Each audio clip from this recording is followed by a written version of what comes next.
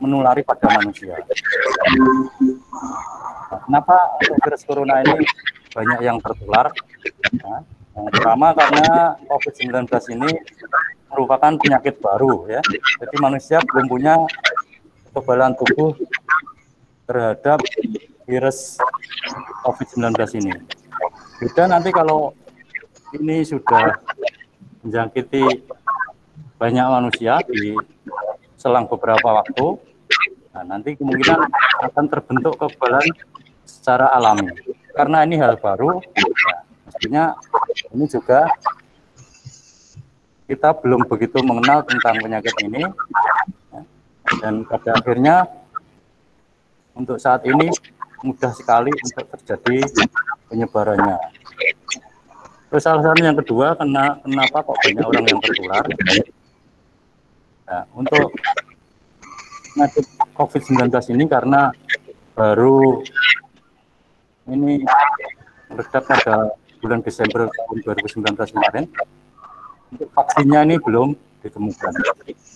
Tapi insya Allah ini para ilmuwan di seluruh penjuru dunia berusaha untuk membuat vaksinnya nanti pada tahun 2021, insya Allah sudah ditemukan vaksinnya, sudah bisa diimplementasikan pada manusia.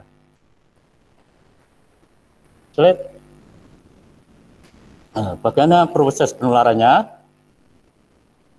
Proses yang paling umum ya yang terjadi untuk penularan COVID ini adalah dengan cara droplet. Jadi droplet itu merupakan percikan dari air ludah pada saat orang batuk, bersin, atau pada saat berbicara. Nah, percikan yang terpapar ke udara itu kalau terhirup oleh manusia yang sehat, masuk ke dalam saluran nafasnya nanti bisa menginfeksi. Jadi cara yang paling umum untuk penularan itu adalah dengan cara droplet infection itu. Kemudian cara yang kedua yaitu dengan kontak erat seperti jabat tangan, berpelukan, ya, atau cipika-cipiki, nah, itu bisa menularkan atau mentransmisi virus yang mana pada orang yang terkena COVID, ketika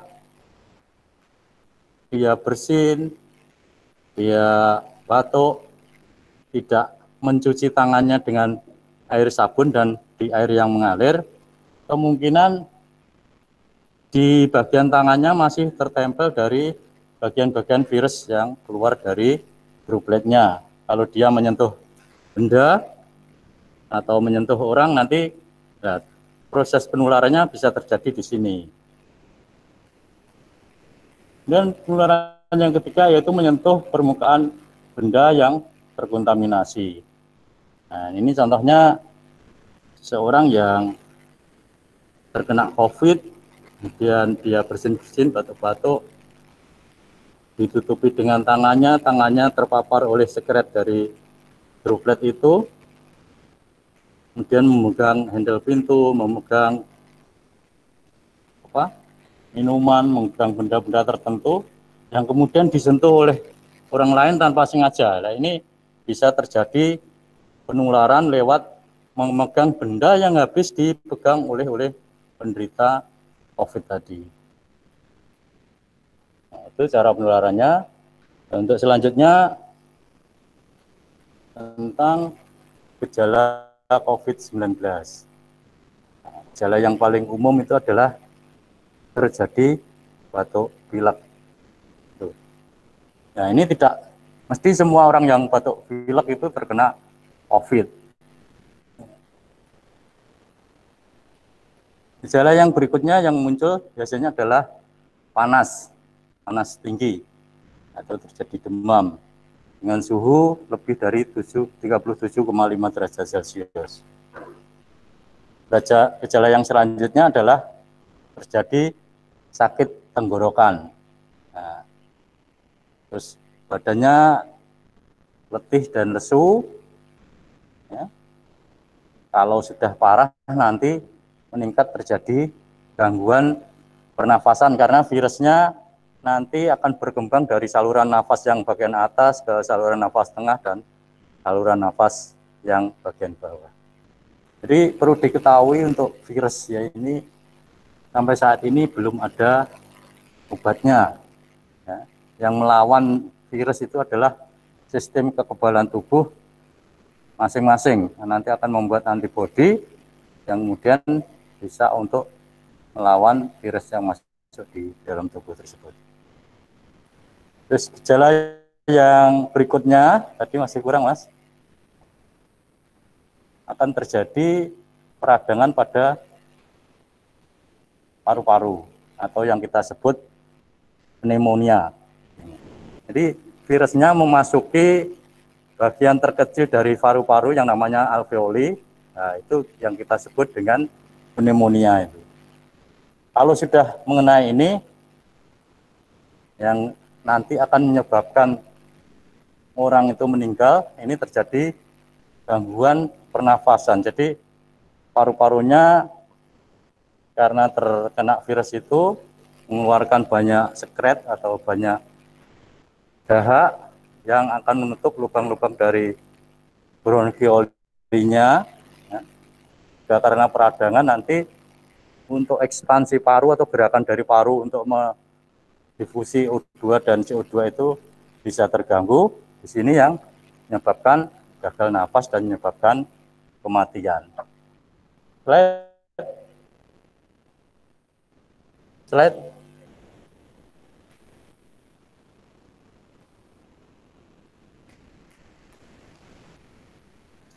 Sekarang mohon maaf, ini cara pencegahan, salah judul ya. Cara pencegahan penyebaran. Yang pertama, tentunya karena droplet, kita harus pakai masker. Ya. Pakai masker itu kalau dua orang yang saling berdiskusi pakai masker, itu kemungkinan untuk mencegah itu bisa lebih dari 90%. Tapi kalau yang satu pakai masker, yang satu tidak, itu cuma 50%. Ya. Cara yang kedua untuk mencegah penyebaran COVID yaitu dengan cuci tangan pakai sabun. Nah, ini tentunya sudah dipromosikan oleh Dinas Kesehatan, oleh Puskesmas sejak lama sekali tentang CTPS ini, dan ini baru naik daun ketika kita menghadapi pandemi COVID ini. Ini dengan maksud kalau tangan kita dengan tidak sengaja menyentuh benda terkontaminasi COVID, ya, terus sebelum kita melakukan aktivitas makan atau mungkin kita menyentuh mata, menyentuh mulut, kalau tangan kita terpapar karena memegang sesuatu yang tadinya terkontaminasi oleh COVID ini virus COVID itu akan mati dengan air sabun itu. Karena virus itu tersusun dari lipid atau lemak dan akan mudah sekali mati bila mana terkena deterjen yang di situ ada desinfektannya. Jadi mudah sekali sebetulnya untuk mencegahnya bila ada kemauan. Yang ketiga, cara pencegahan penyebaran COVID, kita menggunakan hand sanitizer yang berbasis alkohol ini. Ini kita gunakan bila mana kita di suatu tempat itu sulit menemukan air yang mengalir. Nah, kita pakai hand sanitizer ini.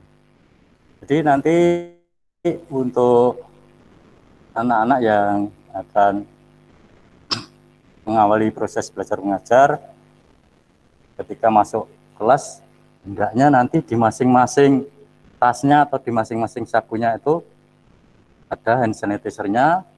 Ini untuk antisipasi bila mana nanti tidak ada tempat cuci tangan di suatu tempat, kita habis memegang, diperkirakan benda itu terkontaminasi, kita bisa menggunakan dengan siap setiap saat. Untuk pencegahan yang keempat yaitu menghindari berada dalam kerumunan. Ya. Karena dalam kerumunan itu sangat riskan sekali untuk terjadi penularan. Kita tidak tahu apakah di situ ada orang yang sudah terpapar COVID apa tidak. Tidak mungkin kita akan men-screening satu-satu sampai detail. Jadi lebih baik kita ini menghindari berada dalam kerumunan. Toh pun kalau berada dalam kerumunan, cara yang terbaik kita adalah physical distancing, menjaga jarak paling kurang 1,5 meter, dan kita harus pakai masker.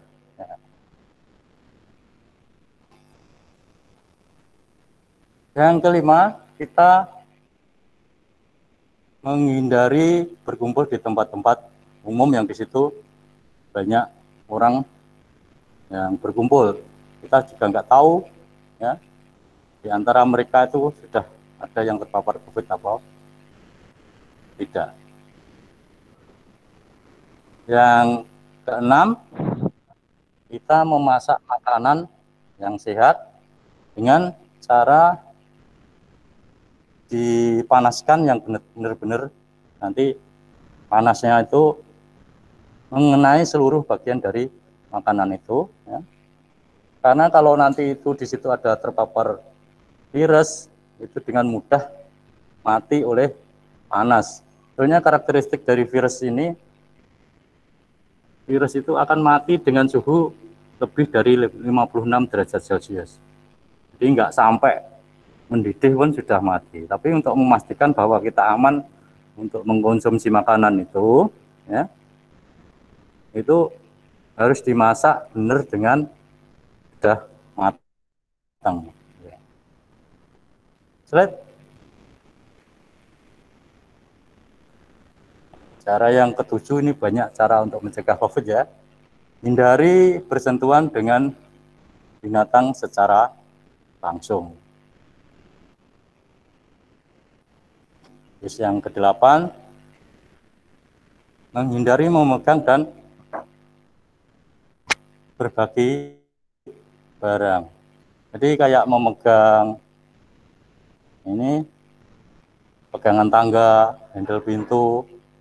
Nah itu kita khawatir jangan-jangan nanti sudah ada orang yang terpapar COVID, kemudian dia bersin, batuk, ditutupi dengan tangan, kemudian memegang benda seperti pegangan tangga, pegangan pintu, handle pintu. Nah, nanti tanpa kita sadari kita memegang akan terpapar oleh virus yang tadi dibawa oleh orang yang sebelumnya. Nah, makanya di sini nanti untuk di sekolah dibiasakan untuk cleaning service-nya pada saat kegiatan belajar mengajar sudah mulai, membersihkan handle pintu itu disemprot dengan cairan klorin ya, secara periodik mungkin 2 jam sekali atau 3 jam sekali. Nah, untuk mengantisipasi bila mana ada sumber penularan di situ, kita bisa mencegahnya. Berikutnya, menghindari bersentuhan dengan orang lain. Ini termasuk bersalaman ini. Ya. Kalau dulu kita dimenahkan ya sesama jenis kelaminnya bersalaman, nggak apa-apa ya. Tapi untuk saat ini karena kondisinya seperti ini, dengan bersentuhan anggota tubuh itu bisa memungkinkan terjadinya proses penularan COVID. Ini kita sementara tidak menganjurkan untuk berjabat tangan. Bisa diganti dengan cara saroh, mungkin menunjukkan telapak tangan dari jauh sambil mengangguk. Gitu. Selanjutnya menghindari melakukan perjalanan baik lewat udara, darat maupun laut, karena dalam perjalanan itu kita nanti akan bertemu dengan orang-orang yang sebelumnya tidak kita kenal. Apakah dia sudah terpapar COVID atau belum, kita tidak tahu. Selanjutnya, cara mencegah penyebaran bila mana kita ada gejala-gejala klinis, ya, seperti batuk pilek, panas, dan lain sebagainya. Kita juga nggak bisa mengenali apakah itu nanti COVID apa enggak. Ya. Sebaiknya nanti segera untuk periksa di fasilitas kesehatan. Nanti untuk petugas kesehatan nanti akan melaksanakan pemeriksaan secara teliti, masuk riwayat mungkin terpapar apa tidak, ya, riwayat perjalanan, riwayat dari perjalanan keluarga, dan lain sebagainya. Bila mana nanti ada resiko bahwa sakitnya itu sudah terpapar COVID, biasanya nanti akan dilakukan tes untuk memastikan apakah terpapar COVID apa tidak.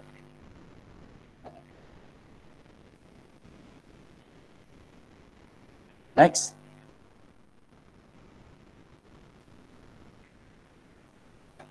Ini cara cuci tangan yang benar ya, nanti bisa dijelaskan oleh Bu Santi. Next.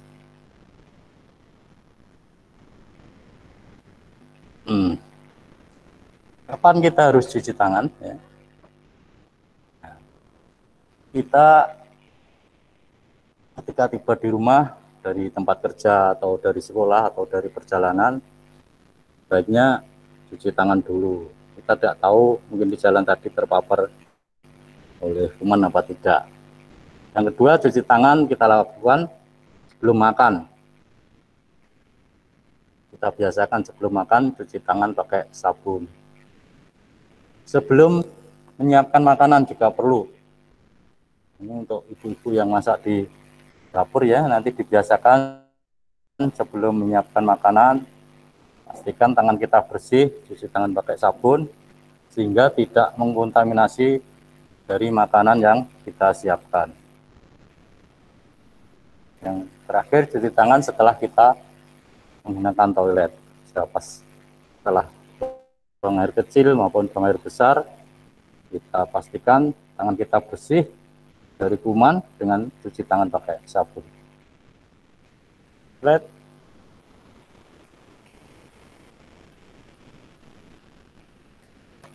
Ini yang penting sekali ya untuk pencegahan COVID, sama di komunitas ya. Ini kita menerapkan etika batuk ya. Di puskesmas, di dinding-dindingnya itu banyak tersebar poster etika batuk ya. Sekarang tidak hanya di puskesmas saja, di sekolah juga perlu menerapkan etika batuk. Jadi ketika batuk kita menggunakan masker. Ini menghindari percikan dari air ludah dari tubuh kita itu tidak menyebar ke udara. Kalau kita tidak menggunakan masker, ya, tidak menggunakan masker kok kita bersin ya, tutup hidung dan mulut kita dengan lengan bagian atas bagian dalam seperti di gambar itu.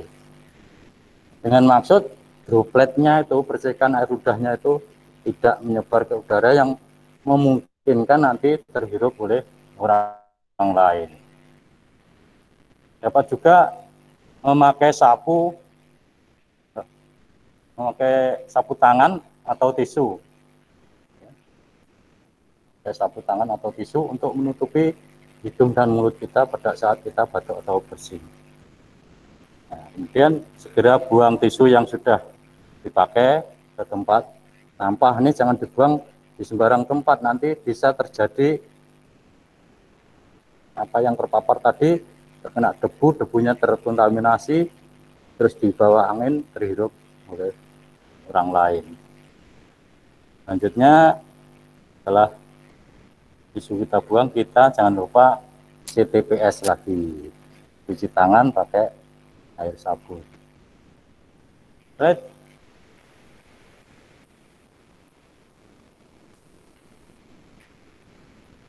Menggunakan masker. Ya. Kalau untuk orang awam, ya, masyarakat biasa, tidak di dunia medis, kita menggunakan masker kain ya, itu efektif bisa kita mencegah paparan atau terkontaminasi eliminasi dari debu atau droplet itu sekitar 4 jam. Jadi kalau kita bekerja mungkin jam 7 sampai jam 3, kita perlu siap 2 masker, yang untuk pagi dan yang untuk menjelang siang, karena efektifnya hanya 4 jam. Tapi untuk yang tenaga medis dianjurkan memakainya masker bedah seperti yang dipakai Santi Bu Ning itu ya.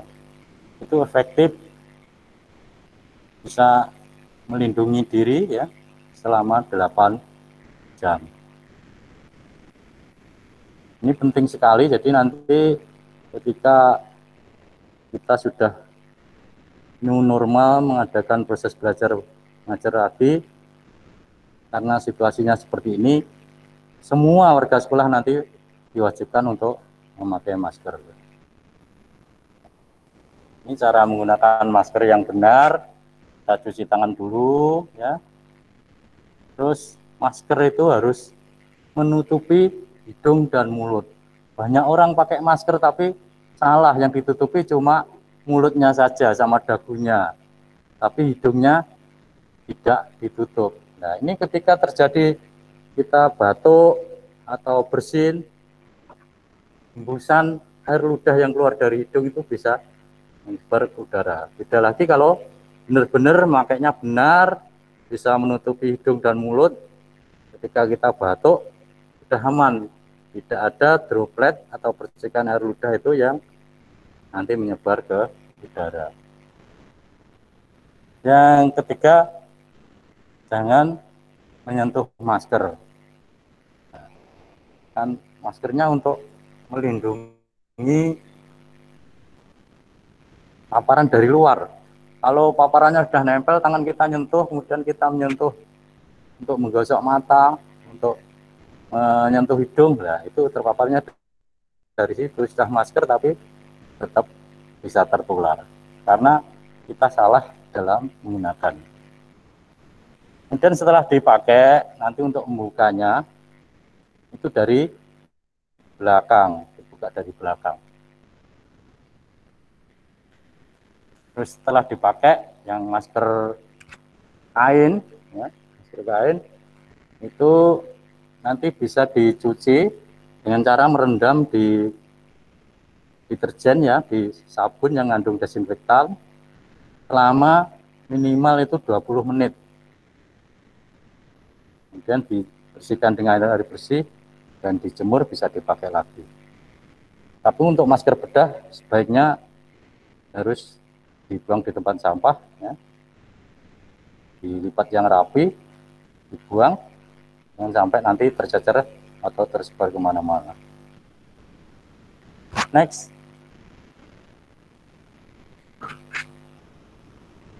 Nah, selain semua itu tadi, kita juga perlu untuk menjaga daya tahan tubuh kita. Kalau daya tahan tubuh kita kuat, otomatis sistem pertahanan tubuh kita, sistem imun kita juga bagus. Ya. Ini harus mengkonsumsi makanan yang seimbang, Ada unsur karbohidratnya, ada unsur proteinnya, ada unsur vitaminnya. Ya.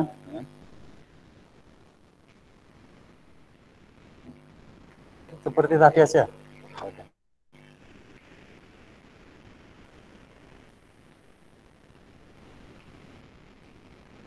Selanjutnya kita biasakan dengan cukup minum air putih. Ya, berapa ukurannya? Untuk orang dewasa minimal itu 8 gelas yang ukuran 250 mili itu, atau kalau di liter itu kita minimal mengkonsumsi atau minum air putih itu sebanyak 2 liter sehari. Selain minum air putih, kita juga harus olahraga setiap hari dengan teratur minimal selama 30 menit. Selanjutnya juga harus tidur yang cukup, istirahat tidur yang cukup 7 sampai 9 jam per hari. Dan mengkonsumsi vitamin atau suplemen bila perlu. Dan yang terakhir CTPS lagi selama 20 detik. Next.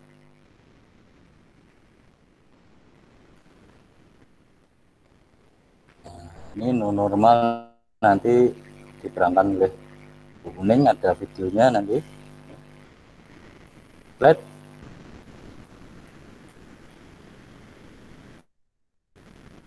Ini yang perlu kita perhatikan dalam menyongsong new normal di area pendidikan. Yang pertama nanti Bapak Kepala Sekolah, semua warga sekolah nanti wajib untuk menggunakan masker dengan maksud jangan sampai kita tertular dan jangan sampai kita menulari. Dengan memakai masker, ya, insya Allah nanti semuanya menjadi terkontrol, menjadi aman, tidak terpapar dari virus COVID ini. Yang kedua, dari pihak sekolah nanti wajib menyediakan sarana untuk cuci tangan menggunakan air mengalir ya, dan memakai sabun. Bila tidak memungkinkan nanti di tempat-tempat tertentu, ya, mungkin di dalam kelas yang nggak ada wastafelnya, bisa digunakan menyediakan hand sanitizer ya. Tapi yang paling baik itu adalah wastafel ada sabunnya. Yang terbaik CTPS. Bila itu tidak memungkinkan baru dengan hand sanitizer.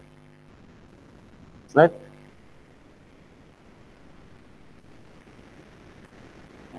Yang ketiga, nanti semua warga sekolah diwajibkan untuk melaksanakan CTPS ini. Jangan sampai nanti kalau di situ ada penderita yang tidak terdeteksi, terus tidak melakukan CTPS, bisa mengkontaminasi benda-benda yang mereka pegang sehingga terjadi penularan ketika dipegang oleh orang yang lain. Yang keempat, membersihkan ruangan dan lingkungan sekolah secara rutin. Ini minimal sehari 1 kali. Khususnya ini benda-benda yang dipegang oleh banyak orang, ya, seperti handle pintu, saklar lampu, komputer, keyboardnya itu ya, termasuk mejanya. Ini sebaiknya secara periodik dibersihkan dengan menyemprot larutan klorin atau yang paling mudah itu dengan larutan kalau di toko-toko itu larutan Baygon dengan diencerkan menjadi 1/10-nya, 1 bagian klorin atau Baygon ditambah dengan 9 bagian air bersih, bisa digunakan untuk menyemprot bagian-bagian dari benda-benda yang memungkinkan dipegang oleh banyak orang. Slide. Yang kelima, memberikan himbauan kepada warga sekolah yang sakit dengan gejala demam, batuk, pilek atau sakit tenggorokan, sakit sesak nafas untuk tidak masuk sekolah dulu. Jadi mengisolasi diri di rumah dengan tidak banyak kontak dengan orang lain. Ini orang yang batuk pilek, kita kan nggak tahu batuk pileknya ini awal dari COVID atau batuk pilek biasa karena tidak dilakukan pemeriksaan penunjang. Nah, untuk antisipasi itu, ini COVID atau batuk pilek biasa, baiknya dia tidak berada di tempat yang di situ banyak orang dulu, mengisolasikan diri. Yang keenam, memastikan makanan yang disediakan di sekolah merupakan makanan yang sehat dan sudah dimasak sampai matang. Jadi nanti Ustadzah dan kepala sekolah bisa koordinasi dengan, mungkin kalau ada asramanya, dengan juru masaknya atau dengan pedagang kantinnya, dihimbau untuk menyediakan makanan yang sehat dan benar-benar dimasak sampai matang. Slide.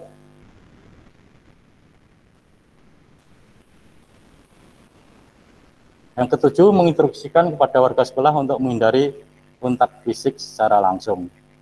Bersalaman, berciuman tangan, berpelukan, dan sebagainya itu tidak diperbolehkan dulu. Ini bisa menjadi risiko untuk terjadi proses penularan dan penyebaran. Yang kedelapan, menunda kegiatan yang mengumpulkan banyak orang atau kegiatan lingkungan sekolah yang berada di luar sekolah seperti berkemah, ya, tour itu kita tunda dulu sampai nanti kondisi dari pandemi ini menjadi benar-benar normal. Dan yang terakhir, melakukan screening awal atau pemeriksaan awal ya, berupa pengukuran suhu tubuh dengan menggunakan termogan ya, terhadap semua tamu yang datang ke institusi pendidikan. Nanti kalau ada tamu yang mengalami demam, sebaiknya dipersilakan pulang dulu, tidak memasuki di area atau di lingkungan pendidikan. Jangan sampai nanti orang dari luar yang mengalami demam menjadi sumber penularan di satu sekolah.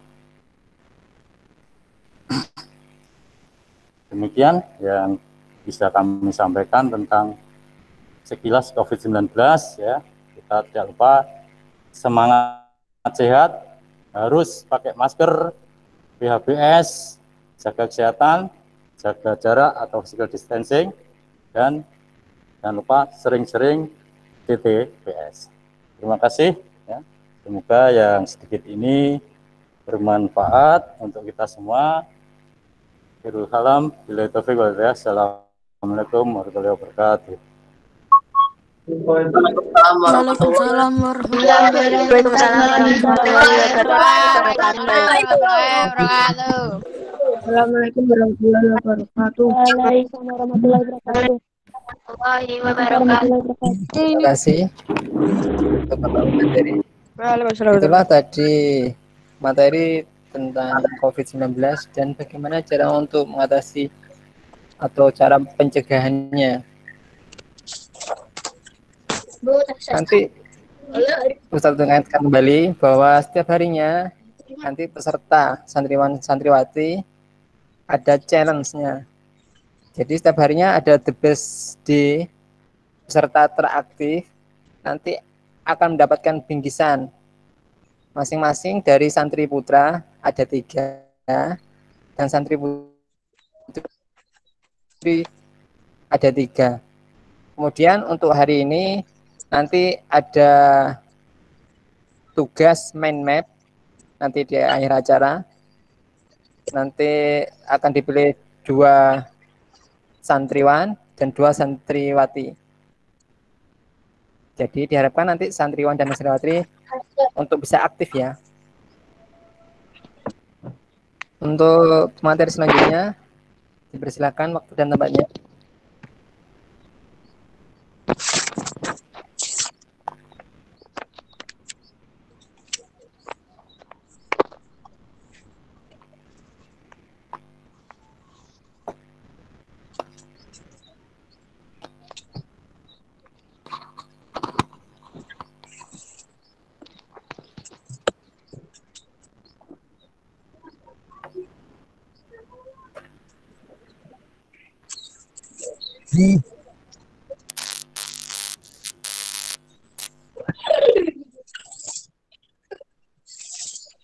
Assalamualaikum warahmatullahi wabarakatuh. Waalaikumsalam warahmatullahi wabarakatuh.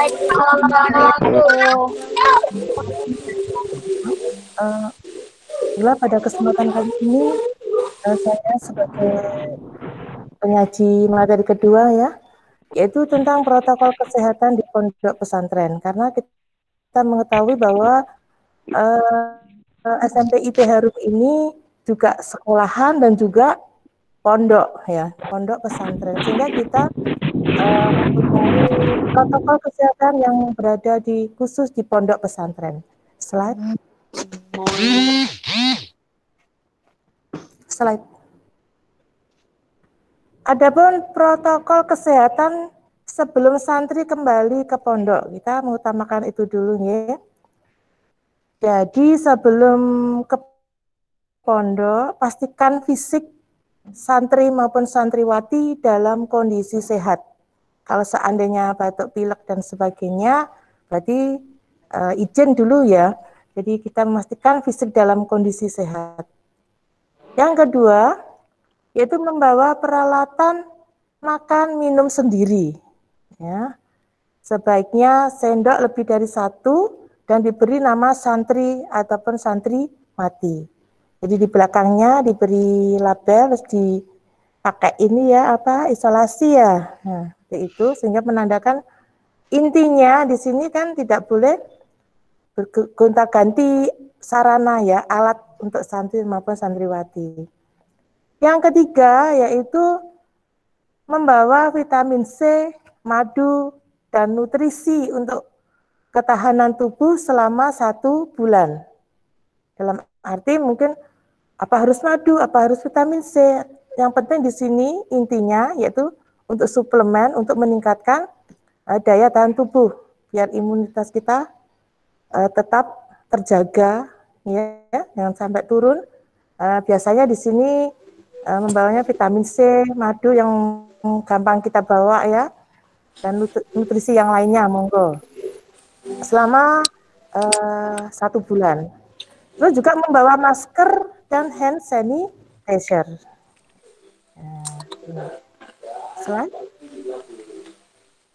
Yang berikutnya disarankan untuk membawa sajadah tipis yang ringan diangkat dan mudah dicuci. Intinya mudah dicuci. Mohon diberi juga nama untuk digunakan mandiri oleh santri maupun santriwati. Nah, intinya di sini harus mandiri ya semuanya ya. Berikutnya memperhatikan pengaturan mengenai protokol penggunaan sarana transportasi dan diusahakan menggunakan kendaraan pribadi atau khusus.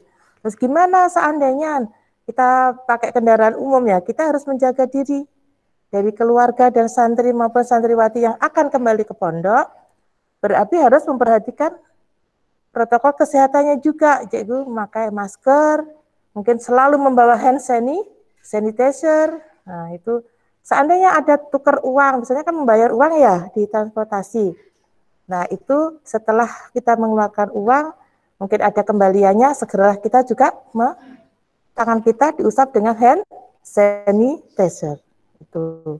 Jadi mengurangi kontak dengan orang lain, apalagi di dalam transportasi seperti bis, ya itu diusahakan kita selalu menjaga diri, jangan sampai kita itu tertular ataupun menulari orang lain. Terus yang berikutnya, bila sudah berada di pondok menuju ke sini ya, berarti pengantar tidak boleh masuk asrama. Jadi dipersilakan untuk menunggu di luar asrama, ada mungkin ya nanti disediakan ya dari pondok sini untuk pengantar dari santri maupun santriwati yang akan kembali ke pondok. Nah, itu tadi sebelum persiapan dari rumah seperti itu untuk menuju ke pondok pesantren sini. Terus setelah sampai di pondok, apa yang kita lakukan? Yaitu yang pertama, dilakukan pemeriksaan suhu tubuh dengan menggunakan termogan. Sama seperti yang dijelaskan oleh Pak Wi tadi, ya. Jadi kita tetap pertama harus pemeriksaan suhu. Kalau suhunya kita 37,5 derajat Celcius, berarti disarankan untuk jangan dulu kembali atau masuk ke pondok asrama. Ya. Terus yang kedua, menjalani tes rapid test. Nah, itu selama belum ada hasil, itu bagi yang ya mungkin yang reaktif ya, hasilnya negatif, santri tetap menjalani isolasi di tempat yang sudah disediakan. Berarti pondok sini nanti menyediakan tempat ini Bapak pimpinan untuk tempat isolasi seandainya dari santri maupun santriwati nanti ada rapid test yang hasilnya mungkin reaktif dan sebagainya. Jadi mempunyai tempat isolasi. Nanti kita isolasi selama 14 hari. Gitu ya. Terus tidak bersalaman dengan pengasuh, guru, dan teman selama masa pandemi belum dinyatakan berakhir. Nah, jadi tetap protokol kesehatan tetap selalu kita jalani setiap harinya. Slide. Yang berikutnya adalah menjaga jarak, ya, menjaga jarak saat berinteraksi, sholat maupun beribadah, belajar dan tidur. Nih, kalau tidur di sini semua sudah sendiri-sendiri, ya. Yang satu kasur itu satu orang, ya, udah bagus. Terus berikutnya selalu menggunakan masker, sama ya tadi. Sering cuci tangan pakai sabun, dan selalu menyiapkan hand sanitizer.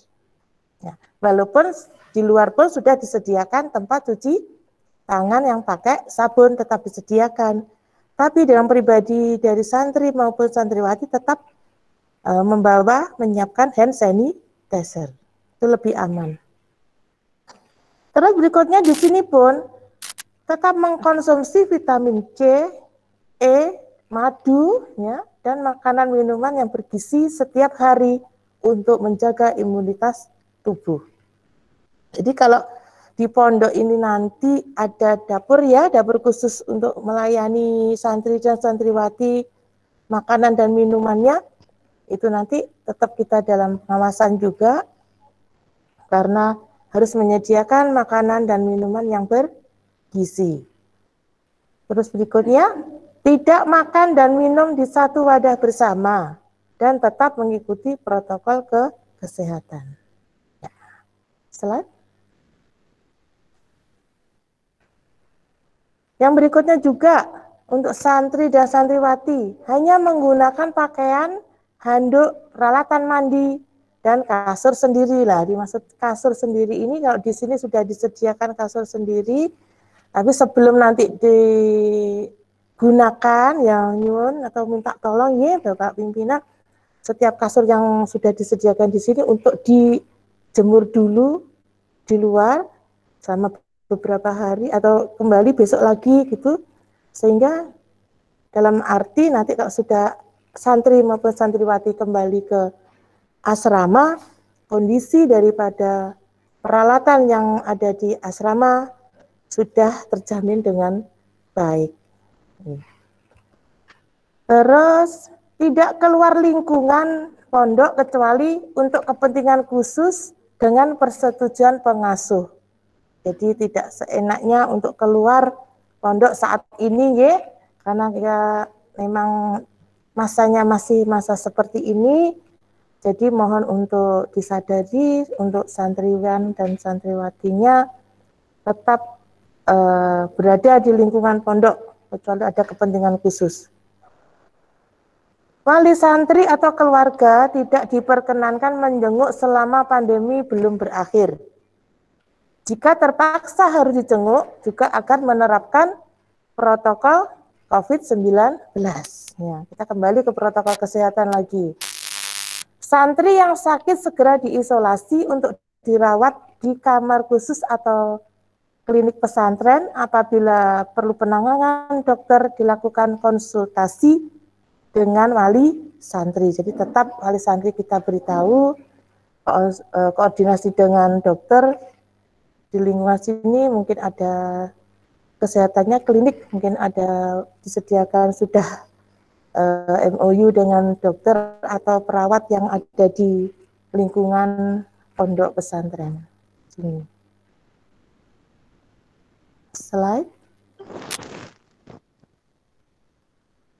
Nah, berikutnya sama ya seperti Pak Wid tadi, tetap menerapkan pola hidup bersih dan sehat dengan mencuci tangan, menggunakan sabun dan air mengalir, menggunakan masker bila sedang sakit dan atau keluar rumah, menerapkan etika batuk dan bersin dengan menggunakan lengan atas bagian dalam ya, ataupun menggunakan tisu, tapi tisunya segera dibuang kalau sudah dipakai.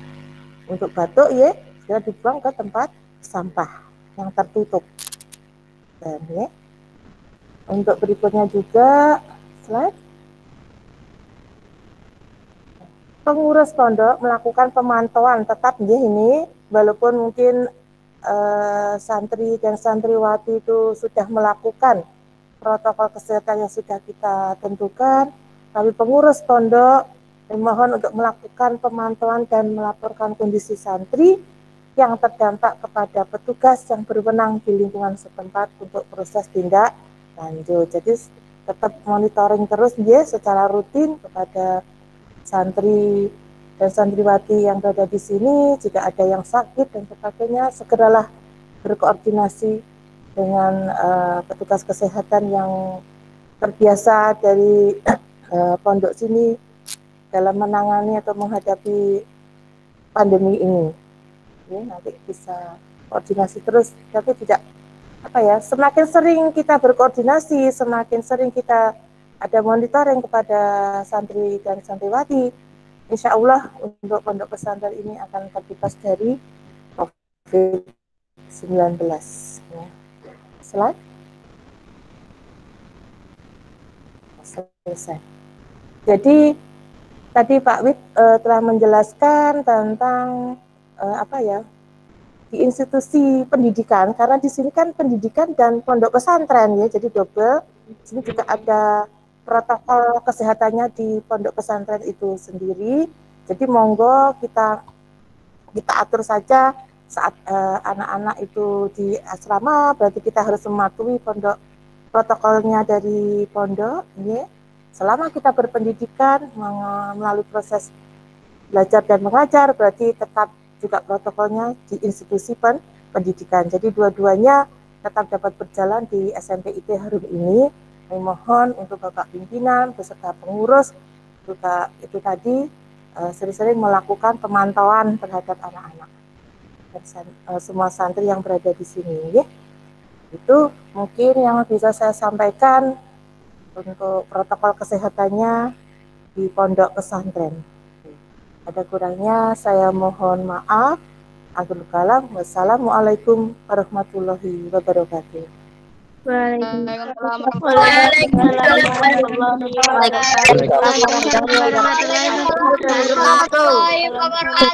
wabarakatuh.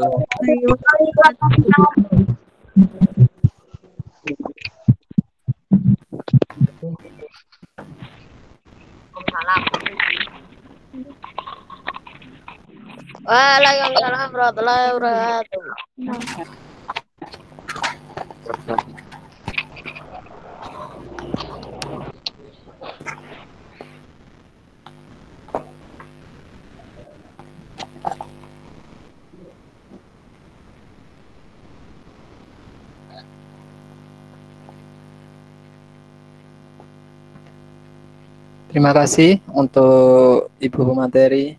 Itulah tadi materi tentang protokol kesehatan di lingkungan pondok. Jadi diharapkan nanti santriwan dan santriwati bisa menerapkan protokol-protokol kesehatan yang telah dijelaskan nanti. Jangan lupa nanti di akhir sesi materi ini ada tanya jawab. Terus untuk selanjutnya silahkan tonton video tentang protokol kesehatan.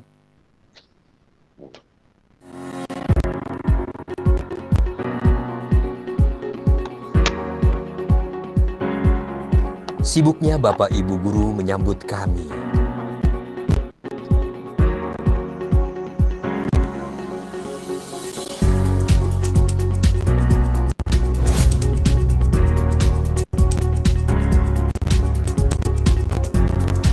Menyiapkan peralatan sesuai protokoler pencegahan persebaran COVID-19.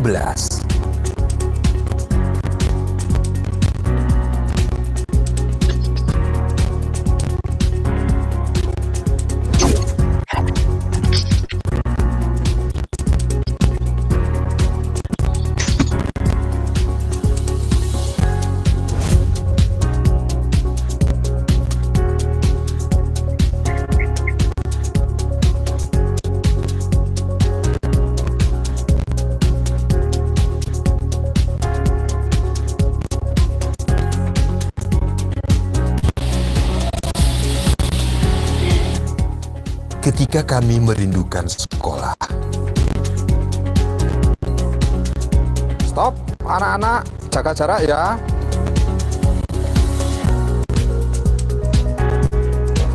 Nah, bagus sekali. Baris satu-satu. Loh, itu yang benar. Ayo, maskernya dinaikkan biar tertutup mulut dan hidungnya. Nah, di belakang kok malah pakainya di dahi. Ayo diturunin, pakai maskernya yang benar. Nah, yang nggak pakai nanti minta sama Bu Guru. Oke? Pastikan dahi siswa tidak tertutup rambut saat pengukuran suhu. Penyemprotan pada sepatu, tas, dan sepeda. Tangan siswa lebih higienis dengan wastafel sistem injak. Cuci tangan dengan air mengalir. Menggunakan sabun minimal 20 detik. Ayo, masuk kelas. Pembagian pelindung wajah ke seluruh siswa. Membersihkan kelas sebelum pelajaran dimulai.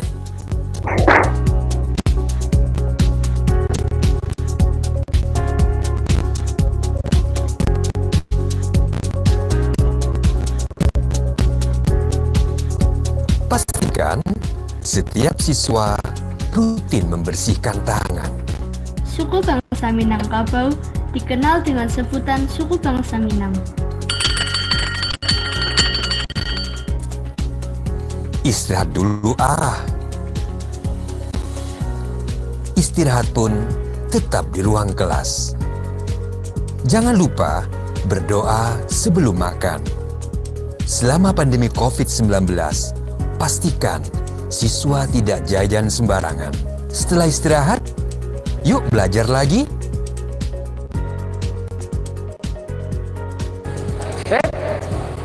Ayo, tetap jaga jarak dan kerjakan tugasnya sendiri-sendiri. Ya, Pak. Mari pulang, marilah pulang.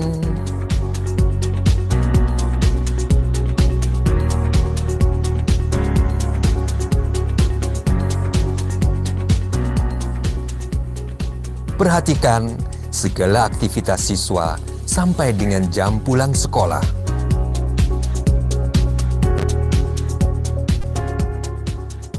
Hore, sampai rumah.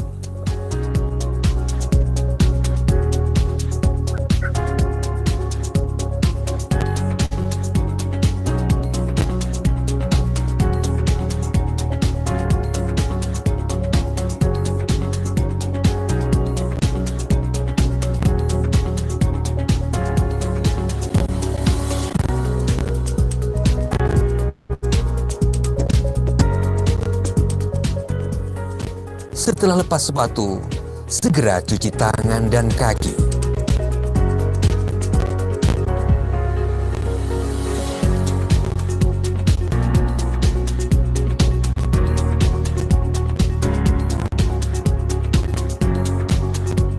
Jangan lupa mandi dan ganti baju sebelum tidur siang. Iya. Jangan lupa jaga kesehatan ya teman-teman, makan makanan yang bergizi, istirahat yang cukup agar terhindar dari penyakit. Terima kasih teman-teman, sampai jumpa.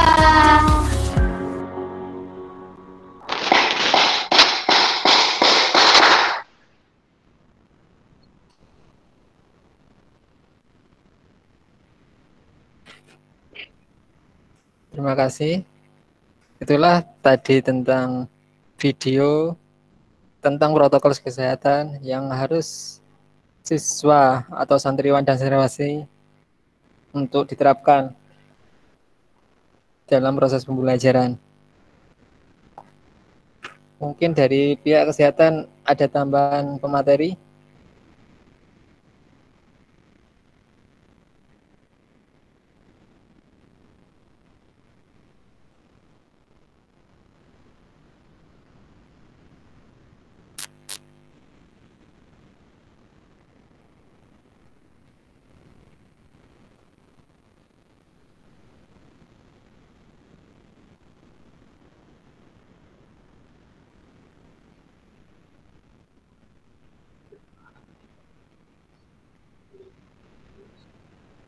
Sambil menunggu, Ustadz ingatkan lagi bahwa setiap harinya dalam acara ini ada challenge ya, di mana setiap harinya ada the best day peserta teraktif, di mana nantinya akan dipilih 3 santriwan dan 3 santriwati. Nanti ada bingkisan menarik yang bisa kalian dapatkan. Untuk di akhir acara nanti ada tugas mind map dengan tema Aku Bersama Harum. Untuk besok tugasnya yaitu amal yaumi. Masing-masing nanti tugasnya dipilih 2 santriwan dan santriwati.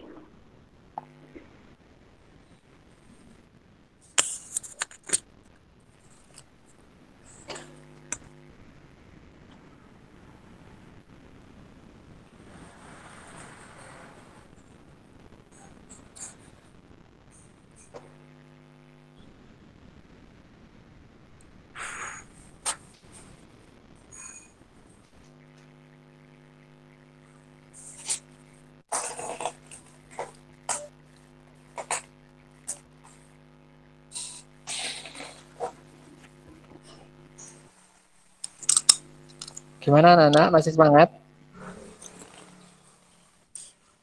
Masih.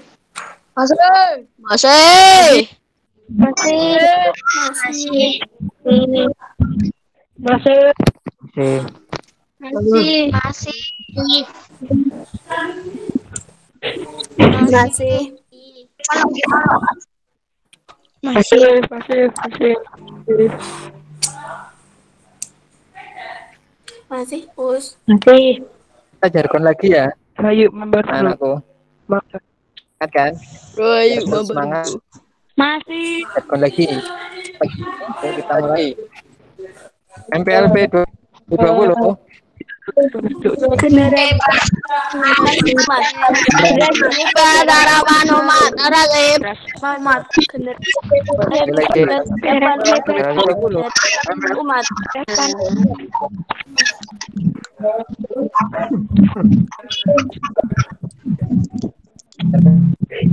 Ya, SMP Harnawi.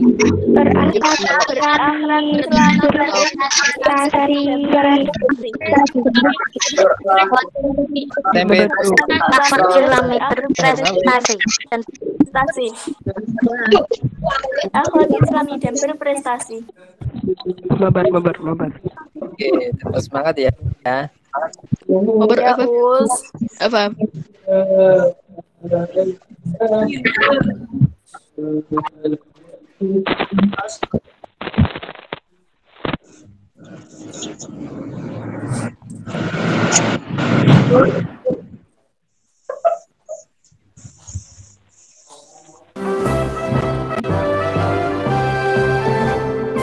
Mabar.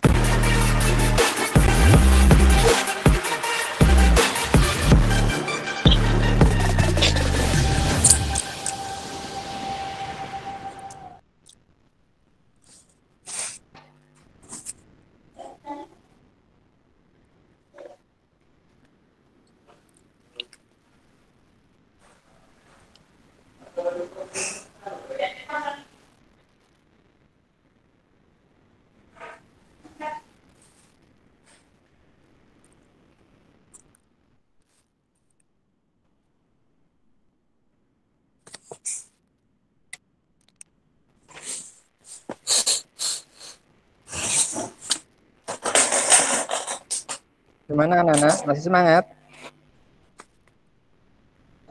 Masih. Masih. Masih. Masih. Masih. Masih. Kabar. Masih. Masih. Masih. Masih.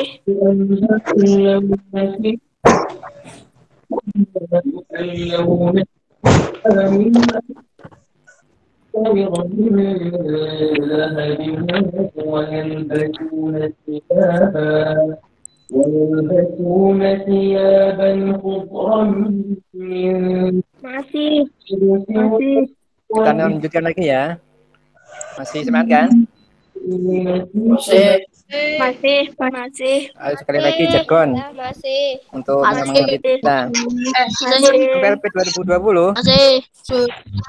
Generasi hebat harapan Generasi hebat harapan umat. generasi hebat harapan umat. Prestasi. Generasi hebat harapan umat. Generasi hebat Terima kasih. Generasi hebat Ke materi selanjutnya yaitu materi kurikulum SMPT Harapan Umat UI yang akan diberikan oleh Ustadz Anang. Nanti setelah materi selesai nanti ada sesi tanya jawab ya. Diharapkan untuk santriwan dan santriwati untuk bisa aktif. Terima kasih.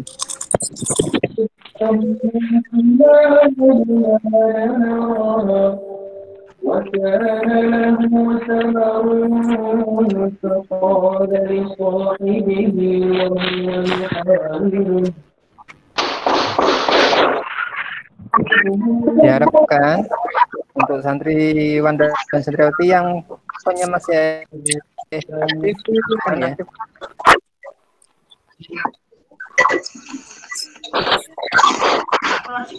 Santriwan dan santriwati yang belum aktif, kajian hari tolong matikan mikrofonnya.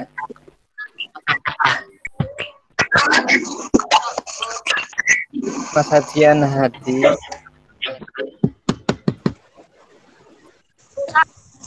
untuk Khadijah Nur Rafiq untuk mikrofon santriwan dan santriwati.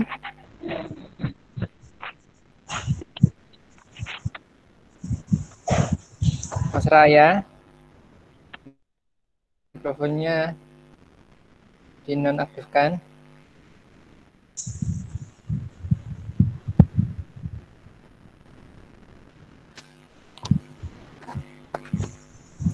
Bismillah.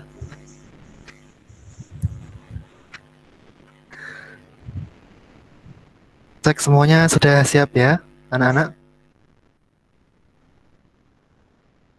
Sebelum dimulai silahkan bisa dipersiapkan alat tulisnya. Nanti kalau ada hal-hal penting bisa dicatat terkait kurikulum. Dan kalau ada hal-hal yang masih belum jelas, nanti bisa ditanyakan di akhir sesi.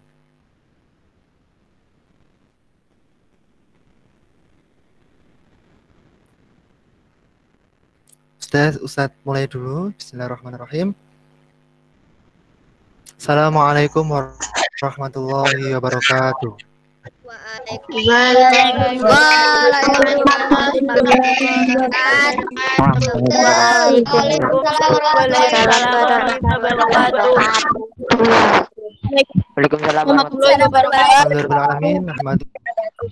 Wa nasta'inuhu wa nastaghfiruh wa na'udzu billahi min syururi anfusina wa min sayyiati a'malina. May yahdihillahu fala mudilla lahu wa may yudlil fala hadiya lahu. Asyhadu an la ilaha illallah wahdahu la syarika lah wa asyhadu anna Muhammadan abduhu wa rasuluh la nabiyya wa la rasula ba'dah. Rabbi shrah li sadri wa yassir li amri wahlul 'uqdatam min lisani yafqahu qawli. Amma ba'du. Alhamdulillahirabbil alamin. Segala puji bagi Allah yang senantiasa memberikan kita kesehatan, kesempatan, sehingga walaupun kita masih di masa pandemi ini, kita masih diberi kesehatan, bisa mengikuti acara MPLP dengan lancar, walaupun via daring ya anak-anak. Alhamdulillah, kita berdoa semoga kondisi segera normal kembali dan kita bisa bertemu langsung bertatap muka di Pondok SMP IT Harapan Umat di Ngrudo. Tak lupa salawat salam semoga tetap tercurah limpahkan kepada Nabi Allah, Nabi Muhammad Sallallahu Alaihi Wasallam beserta para sahabat, para keluarganya yang senantiasa menjaga agama ini hingga kita bisa menikmati zaman terang seperti ini karena beliau-beliau Nabi Muhammad beserta para sahabat-sahabatnya. Semoga kita termasuk umatnya yang senantiasa menjalankan sunnah Nabi, menjalankan agama ini dengan baik hingga mendapatkan syafaatnya nanti di yaumul qiyamah. Amin ya rabbal alamin.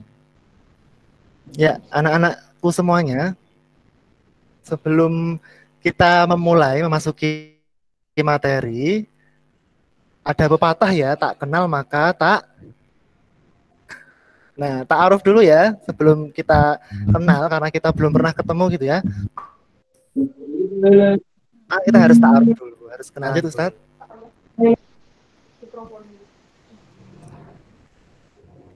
Nah, perkenalkan, nama Ustadz adalah Anang Wahyudi. Bisa dipanggil Ustadz Anang. Di sini Ustadz mengampu mapel bahasa Indonesia.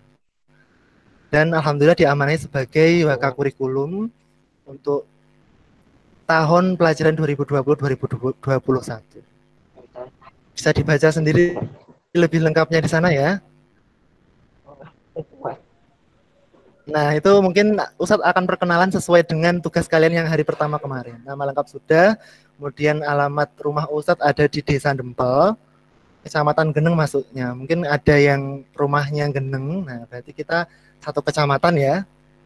Kita tetanggaan, mungkin kita tetangga ya. Mungkin nanti bisa datang ke rumah. Kemudian hobi Ustadz di situ ada 3M ya. Tapi bukan mengubur, menguras ataupun menutup bak mandi itu ya. Tapi mengajar, membaca dan menulis, insya Allah ya. Semoga bisa istiqomah. Lanjut Ustadz.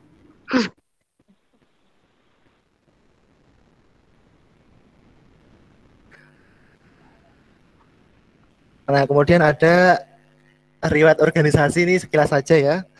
Nah, ini Ustadz mau menyampaikan bahwasanya nanti di kalian di sini itu banyak sekali ekskul yang bisa diikuti ataupun organisasi, ada OSIS, ada yang lain-lain ya, banyak. Nanti bisa dijelaskan lebih lengkap oleh Ustadzah Endah besok di materi kesiswaan. Di sana nanti kalian akan diperkenalkan ekskulnya apa saja, kemudian organisasinya apa saja yang bisa kalian ikuti. Karena kalian di SMP itu harus gunakan waktu dengan sebaik-baiknya.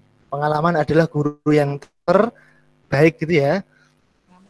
Jadi tidak hanya sekolah, belajar mapel matematika, bahasa Indonesia dan sebagainya, tapi juga mengembangkan soft skill seperti itu. Lanjut Ustadz. Kemudian Ustadz sudah mulai mengajar di SMP IT. Itu mulai tahun 2016, yaitu mulai angkatan kedua. Sampai sekarang alhamdulillah. Kemudian Ustadz juga ada rumah inspirasi Ngawi, ya di rumahnya Ustadz di Dempel sana. Kemudian juga pernah menjadi tentor di Ganesha Operation Ngawi, tapi sekarang sudah tidak. Next.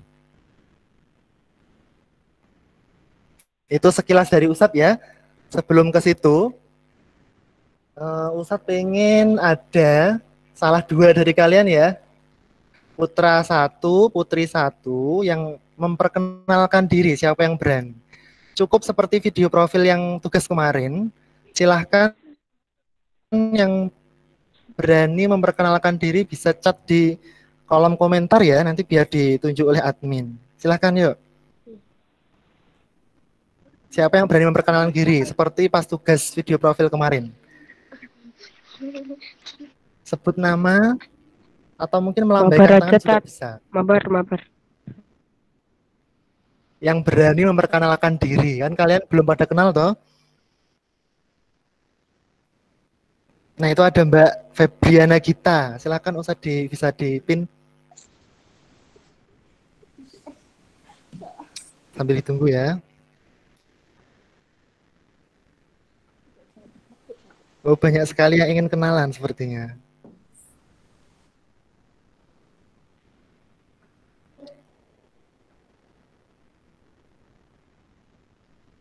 Langsung.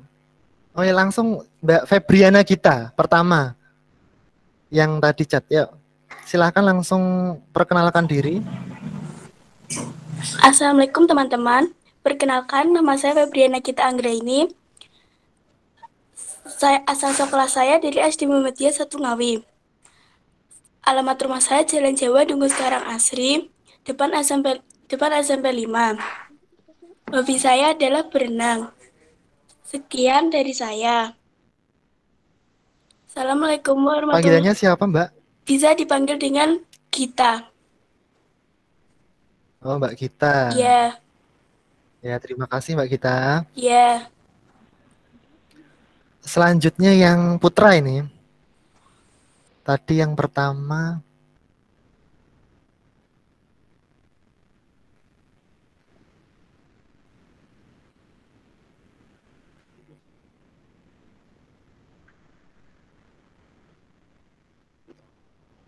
Ini Mas Gitrif. Mas Gitrif Aunillah.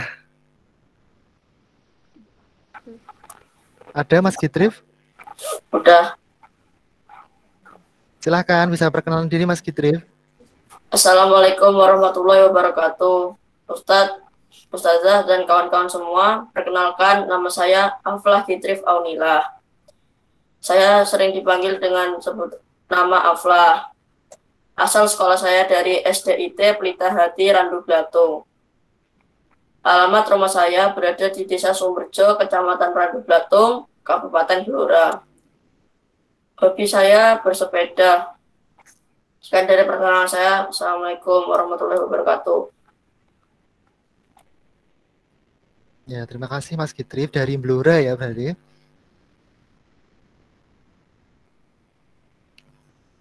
Nah, karena banyak yang ingin kenalan ya, nanti mungkin ada di sesi selanjutnya. Ini Ustadz lanjutkan di materi kurikulum. Terima kasih kepada Mbak Gita dan Mas Gitrif yang sudah berani memperkenalkan diri.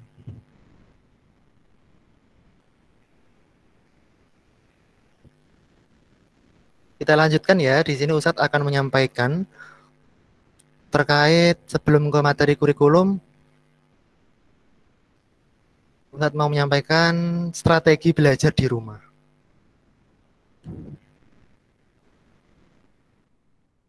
Tampilkan lagi PPT-nya, Ustadz.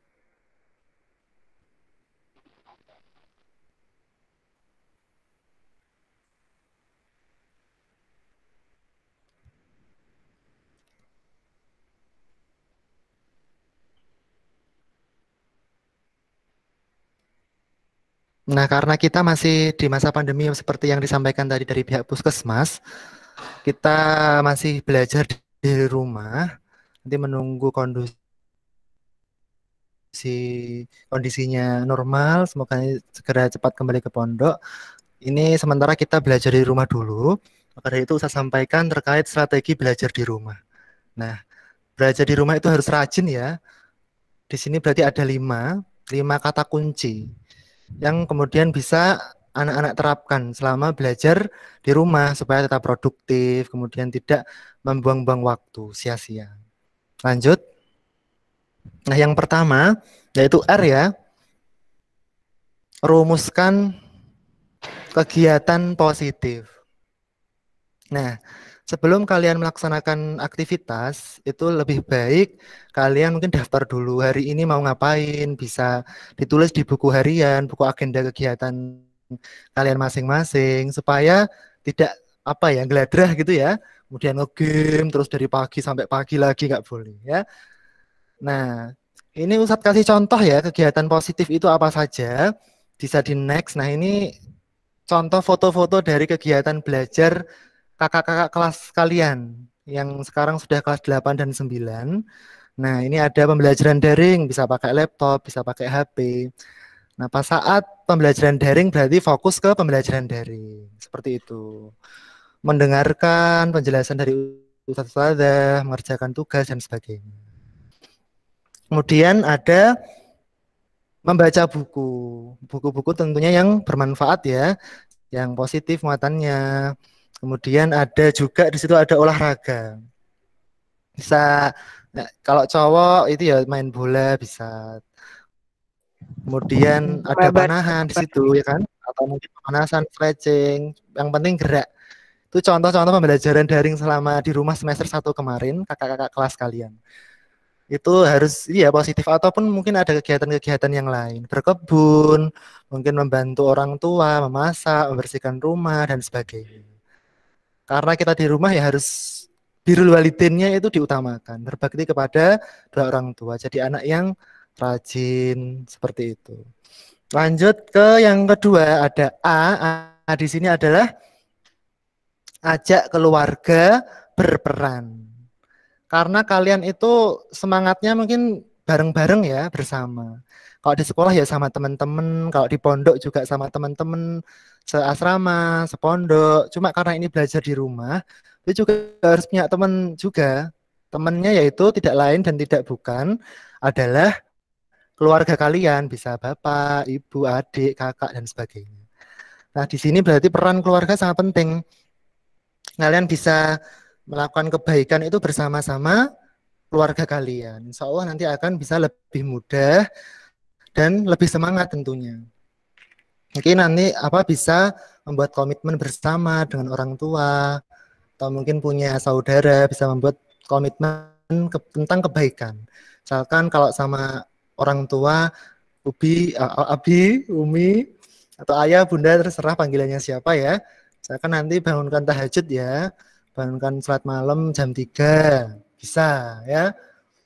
Biasanya kan kalau cuma alarm nanti dimatikan terus tidur lagi. Nah itu minta tolong ke ayah bundanya. Atau misalkan punya kakak yang juga belajar online, nah nanti bisa diminta kakaknya ngajak ketika belajar, suruh ngajarin seperti itu. Atau mungkin berkebun bersama, merawat sayuran, bunga, dan sebagainya. Itu harus mengajak keluarga biar kompak gitu ya, karena kalau kompak itu akan lebih mudah, lebih semangat. Itu ada contoh foto juga kegiatan kakak-kakak kelas kalian ya, yang mungkin bisa kalian lakukan. Masak bareng itu ada bersama ibunya, membuat karya bareng yang dibantu oleh bapak ibunya ya. Nanti mungkin akan pembelajaran daring juga akan menyenangkan seperti itu ya kalau di SMP IT Harum.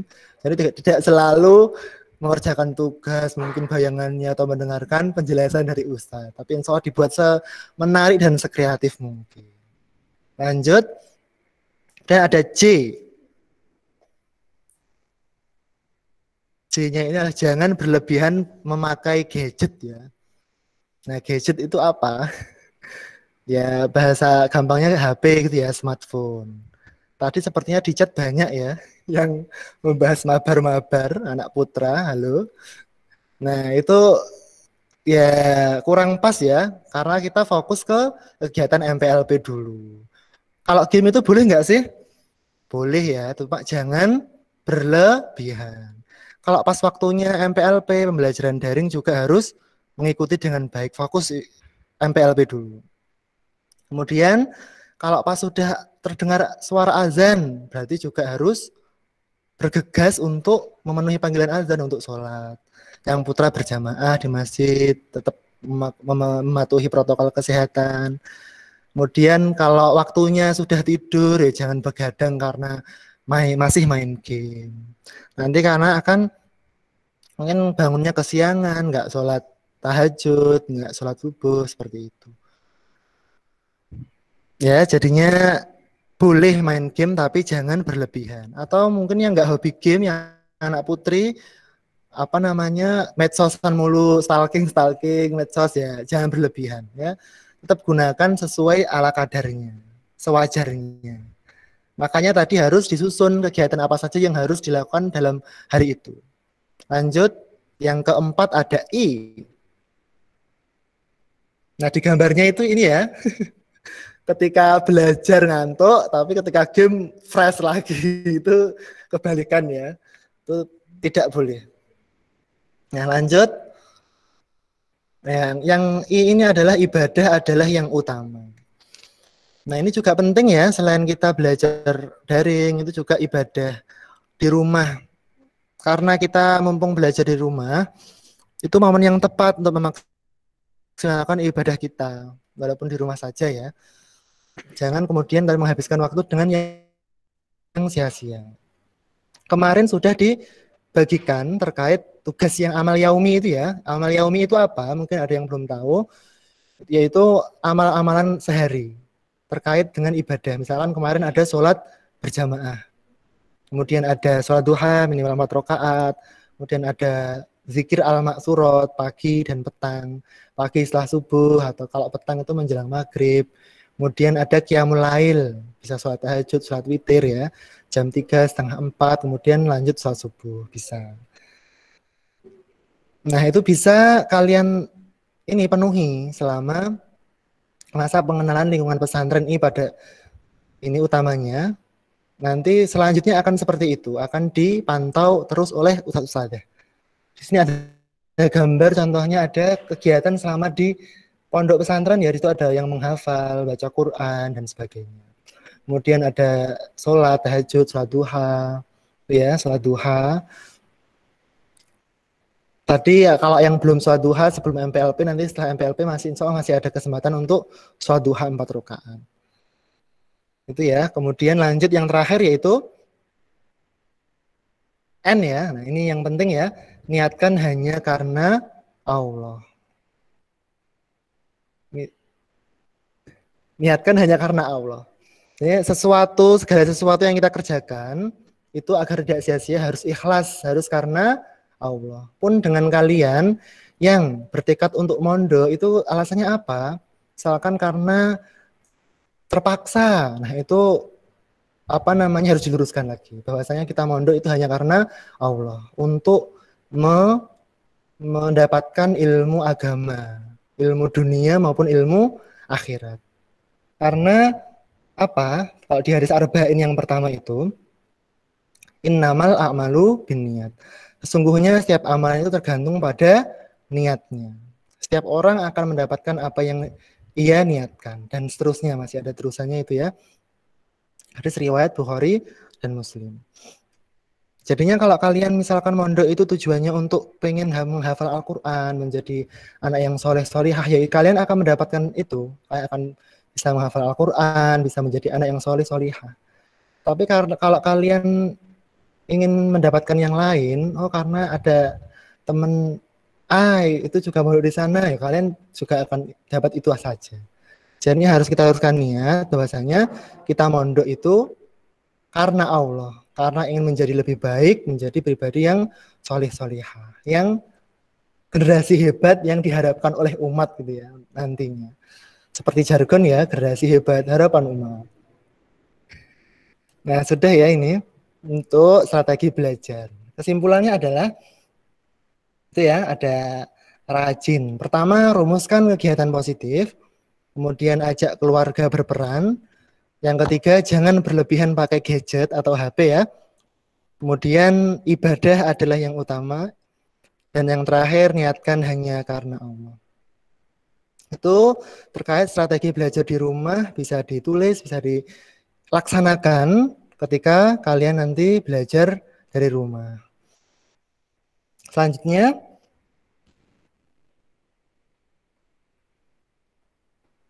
nah di sini Ustadz akan melanjutkan ya terkait materi kurikulum. Nah, kalian itu sudah berniat tadi ya, berniat karena Allah, ingin mondok di SMP IT Harapan Umat Ngawi, ingin belajar, menuntut ilmu, menghafal Al-Quran, jadi anak yang soleh-solihah. Nah, dalam 3 tahun ke depan itu kalian akan bersama Harapan Umat Ngawi ya. Otomatis karena kalian yang nanti yang akan diharapkan oleh umat, akan diharapkan oleh masyarakat pada umumnya ya. Aku di sini adalah kalian semua ya yang masuk ke Harum. Nah, di situ visi SMPIT Harapan Umat adalah menjadi lembaga pendidikan terpadu, pencetak generasi aktif, kreatif, dan inovatif yang berkarakter Islam. Nah, sesuai jargon SMP itu adalah berkarakter Islam, berakhlak Islami, dan berprestasi. Itu diambil dari visi lembaganya ini. Nah, harapannya nanti kalian lulus itu akan terwujud menjadi 7 poin itu ya, menghasilkan lulusan yang beriman dan bertakwa kepada Allah Subhanahu wa taala. Kemudian yang kedua, menghasilkan lulusan yang memiliki kemampuan membaca, menghafal, dan memahami Al-Qur'an dengan baik. Mungkin ada dari kalian yang belum bisa membaca Al-Qur'an atau belum lancar. Nah, itu nanti bisa kita belajar bareng-bareng di sini. Jadinya nggak usah minder kemudian teman-temannya sudah pada bisa baca Al-Qur'an. Nah, jangan minder dulu. Nanti tetap akan dibimbing oleh ustadz-ustadzah yang ada di sini. Sehingga dalam 3 tahun itu kalian sudah lancar membaca Al-Qur'an. Karena Al-Qur'an ini adalah pedoman hidup kita ya. 1 ayat saja itu sudah bernilai 1 pahala ya.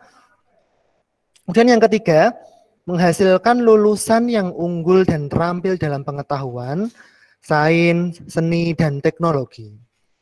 Nah, ini nanti terimplementasi dalam mapel-mapel umum ataupun di ekskul yang nanti akan kalian ikuti.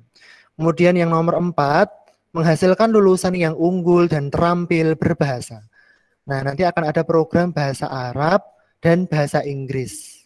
Aktif ketika nanti di asrama, itu nanti akan ada menghafalkan mufrodat, kosakata, bahasa Arab, bahasa Inggris. Harapannya nanti kalian setelah lulus dari sini sudah lancar seperti itu. Kemudian yang nomor 5, menghasilkan lulusan yang berprestasi baik di tingkat regional, nasional maupun internasional sesuai minat, bakat, dan potensi santri. Mungkin ada yang minatnya di bidang sains, nanti bisa ikut Science Club dan sebagainya ya. Mungkin nanti yang hobi olahraga voli itu juga ada ekskulnya. Nanti lebih jelasnya besok. Agar apa? Agar kalian bisa nanti berprestasi baik di bidang akademik maupun non akademik. Kemudian yang keenam, yaitu menghasilkan lulusan yang memiliki jiwa kepemimpinan. Karena kalian mondok itu tujuannya juga menjadi jiwa yang mandiri. Mandiri itu jadi syarat mutlak untuk menjadi seorang pemimpin, baik pemimpin nanti di keluarga masing-masing, di masyarakat, pemimpin sebuah perusahaan ya, ataupun menjadi pemimpin sebuah negara. Itu harapan dari ustadz-ustadzah semuanya di sini. Dan yang terakhir di sini adalah menghasilkan lulusan yang bermanfaat baik bagi masyarakat, bangsa, negara, dan agama. Karena sebaik-baik manusia adalah yang bermanfaat bagi yang lain. Itu harapan dari SMPIT Harapan Umat kami kepada kalian semua yang masuk di sini. Harapannya bisa menjadi 7 poin lulusan yang tadi Ustaz sebutkan. Next.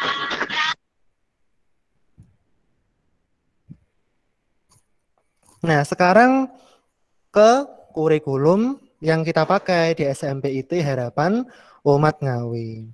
Nah, kurikulumnya yaitu ada kurikulum Dinas Pendidikan. Kurikulum Dinas Pendidikan itu memakai kurikulum 2013 ya. Di sana nanti terimplementasikan dalam mapel PAI, kemudian ada bahasa Indonesia, ada matematika, bahasa Inggris, IPA, PKN, kemudian ada IPS, seni budaya, prakarya, bahasa Jawa, kemudian ada PJOK atau olahraga ya. Nah, ada bimbingan teknologi informasi dan komunikasi. Itu nanti mungkin yang kalian persiapkan terkait bukunya, buku tulisnya. Kemarin sudah mendapatkan buku tetapi belum lengkap ya. Nanti insya Allah kalau sudah lengkap semua akan dibagikan kembali. Kemudian SMPIT itu juga karena tergabung dalam JSIT, maka memakai kurikulum JSIT. Mungkin yang SD-nya sudah di SDIT itu sudah tahu ya. Nah, itu bahwasanya kalau jaringan SIT itu memadukan pembelajaran yang terpadu, yang mengedepankan muatan agama Islam dalam setiap pembelajaran. Jadinya misalkan nih, kalau Ustadz ngajar bahasa Indonesia, itu akan Ustadz awali dulu dengan muatan agama Islam. Kemarin misalkan kalau di kelas 8 ada materi drama ya, dikaitkan dengan dalam agama Islam itu apakah ada tentang drama? Ada. Semuanya itu dalam Islam diatur. Kemudian yang terakhir ada kurikulum pesantren. Ya, karena kita pondok pesantren Tahfizul Quran, di sana tentunya ada banyak program. Yang pertama jelas, yang program menjadi program unggulan adalah program tahfidz. Kemarin sudah disampaikan oleh beliau Ustadz Anggai, itu minimal kalian sudah hafal 6 juz setelah lulus dari SMP IT Harum. Ini setiap tahunnya itu minimal 2 juz, insya Allah bisa. Dan banyak yang melampaui target itu, kakak-kakak kelas kalian. Misalkan kelas 8 itu ada yang sudah 30 juz, bahkan yang kelas 7 sudah ada yang 30 juz. Atau ya pokoknya sudah melampaui target. Insya Allah kalian bisa dan mampu semuanya. Jika sungguh-sungguh ya. Nah nanti kalau biasa ini kalau akan ada program akselerasi, tahfidz dan sebagainya. Kemudian yang kedua ada program bahasa. Nah tadi sudah Ustadz sebutkan, ada bahasa Arab, di sana ada imla, ada durusul lugha, ada nahwu, shorof, muhadzatsah. Mungkin bagi kalian masih asing semua ya, karena di SD belum ada. Nanti akan dijelaskan oleh ustadzah masing-masing yang mengampunya. Ya, insya Allah semuanya bisa. Kemudian ada bahasa Inggris. Ya, tadi pembiasaan tadi yang di asrama. Kemudian juga ada pendalaman materi PAI. Nanti ada akidah akhlak, Quran hadis, fikih, sirah, atau yang terkait sejarah kebudayaan Islam. Itu ya ada 3 kurikulum. Kurikulum Dinas Pendidikan K13, kurikulum JSIT, dan juga kurikulum pesantren. Jadinya kita itu sudah paket komplit. Kalau di negeri kan paling cuma kurikulum Dinas Pendidikan saja.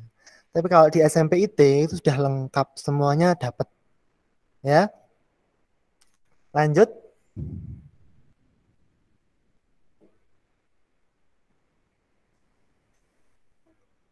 Nah, di sini karena kita masih memakai sistem pembelajaran daring untuk saat ini, maka nanti ini akan memakai Google Meet untuk proses pembelajaran. Seperti MPLP ini. Nanti pakai Google Meet, kemudian ada Google Classroom, ada pakai Google Form dan sebagainya, ya. Nanti akan disosialisasikan lebih lanjut insya Allah. Biar lebih paham, biar paham semuanya, ya. Insya Allah itu terkait apa yang Ustadz sampaikan, baik tadi dari strategi kurikulum, strategi belajar di rumah, maupun kurikulum yang ada di SMP IT Harapan Umat Ngawi. Nah, di sini terakhir, sebelum terakhir ya, mungkin ada yang tanya jawab. Silakan saya kembalikan ke MC.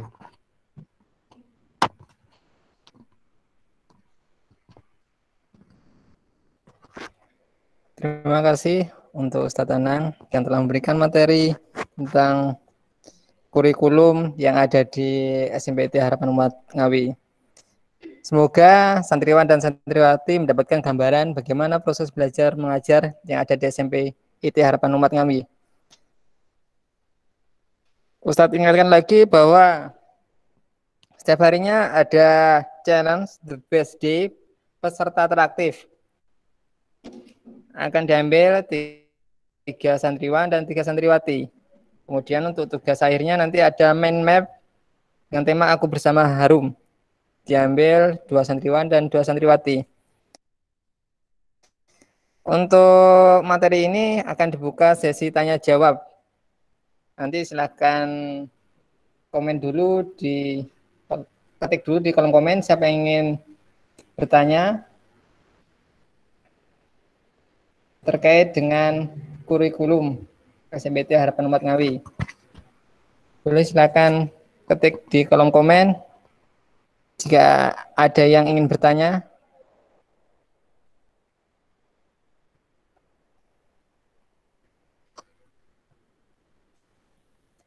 Sambil menunggu, jargon lagi gimana? Biar semangat.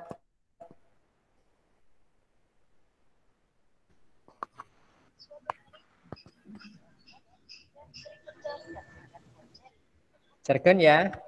Siap ya anak-anak?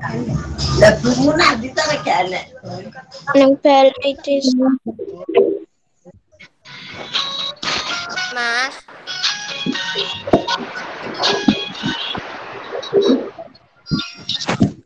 Pak Doni.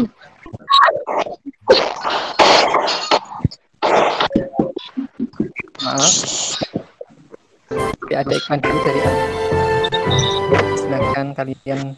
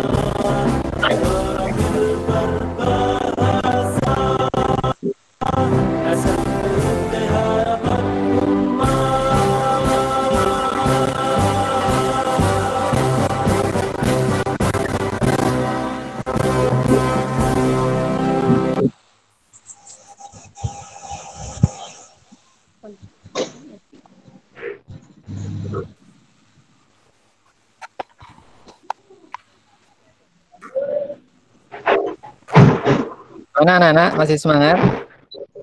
Mungkin ada yang ingin ditanyakan terkait materi kurikulum yang barusan disampaikan. Ingat loh, yang aktif nanti akan dapat bingkisan menarik dari SMPIT.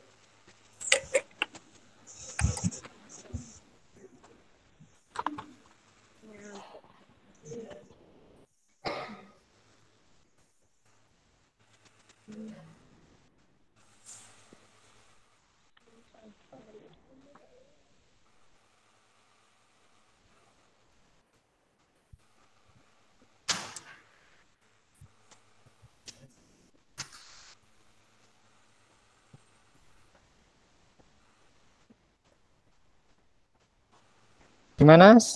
Sudah jelas tentang materinya tadi?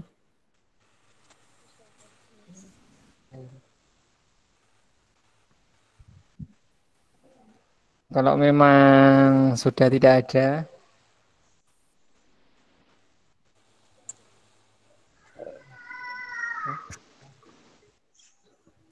Kalau memang sudah tidak ada pertanyaan, materi ini akan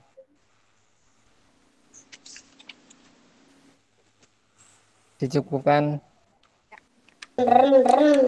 saat ini.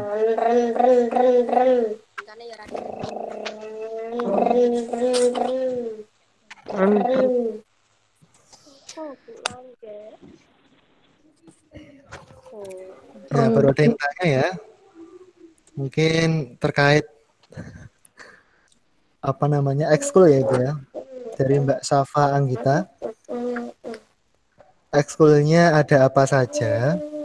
Nanti akan disampaikan lebih jelas pada materi besok ya. Hari ini tentang kurikulum. Ada juga dari Mas Gitrif ya. Emangnya virus corona itu bisa hilang dari Indonesia atau tidak? Insya Allah bisa ya. Karena Allah itu maha berkehendak. Kalau Allah berkehendak, itu pasti kalau hilang ya hilang ya. Maka kita berdoa, kemudian tetap menjaga protokol kesehatan sesuai dengan anjuran dari puskesmas tadi. Insya Allah semuanya akan berjalan kembali normal. Ada lagi yang bertanya?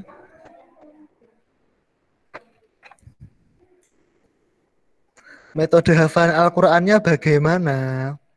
Nah, itu nanti hafalan Al-Qur'annya akan dibimbing oleh musyrif-musyrifah.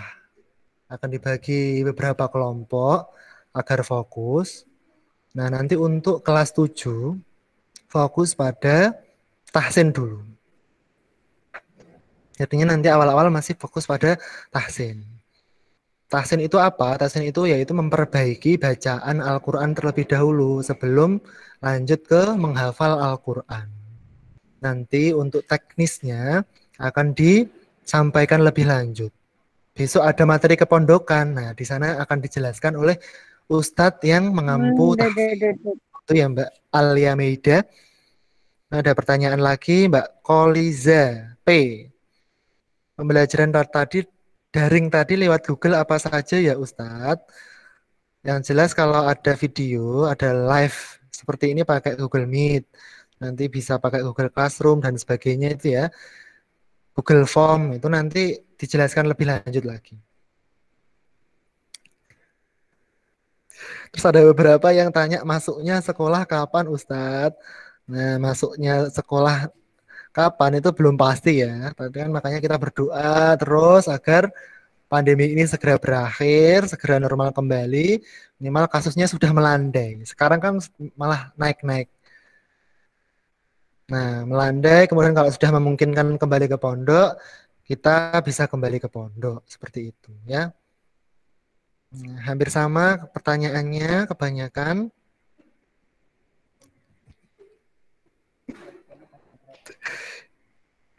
Insya Allah sudah ya. Terkait yang lain-lain itu insya Allah akan dijelaskan besok. Terkait ekskul, kemudian terkait apa namanya bangun di pondok jam berapa dan sebagainya ya. Terus Mas Gitrif tanya ini, kan Ustadz bilang jangan main gadget berlebihan. Emangnya waktu main jam berapa? Ya sesuai dengan waktu longgar kalian saja. Kalau di sini misalkan MPLP-nya pagi sampai duhur ya itu jangan kemudian main game online jangan. Kemudian nanti pas sudah sholat duhur ya sholat duhur. Pas waktunya istirahat ya istirahat.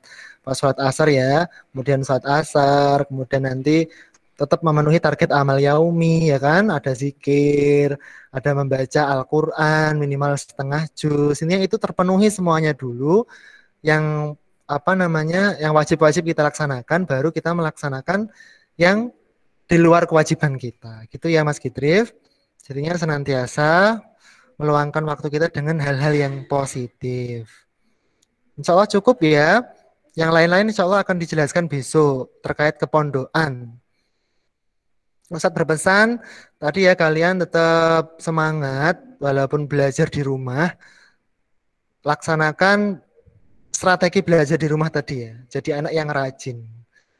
tadi bisa mungkin kalau ada yang dicatat ya, karena kalau ada materi yang penting itu bisa dicatat, karena kita bisa mengikat ilmu itu dengan menulisnya. Karena kan manusia itu tempatnya salah dan lupa. Dulu para sahabat itu agar Al-Quran itu tidak hilang, agar ada yang bisa menghafal terus, itu salah satunya itu dengan dibukukan, dijadikan sebagai mushaf yang sampai sekarang kita baca itu. Ya, para sahabat saja juga menulis karena untuk menghindari lupa tadi. Maka kita yang hanya manusia biasa ini ya harus rajin-rajin menulis. Itu ya. Insya Allah cukup dari Ustadz. Mohon maaf jika ada kekurangan dan kesalahan selama penyampaian materi. Tetap semangat. Ustadz ucapkan selamat bergabung menjadi bagian dari generasi hebat harapan umat. Kita akan bersama-sama belajar menempa diri di SMP IT Harapan Umat Ngawi. Insya Allah dalam 3 tahun ke depan. Terima kasih. Billahi taufiq wal hidayah. Wassalamualaikum warahmatullahi wabarakatuh. Waalaikumsalam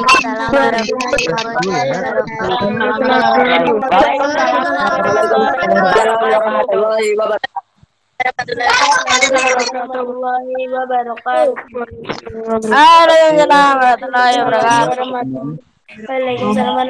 Kalian mendapatkan gambaran tentang kurikulum atau tentang pondok. Besok masih ada materi tentang SMP IT, tentang kesisaan dan kepondokan. Jadi tetap jaga kesehatan, tetap semangat. Untuk menginjak acara selanjutnya yaitu untuk tugas harian hari ini adalah main map dengan tema Aku Bersama Harum. Untuk prosedur atau kriteria penugasan bisa dilihat di grup.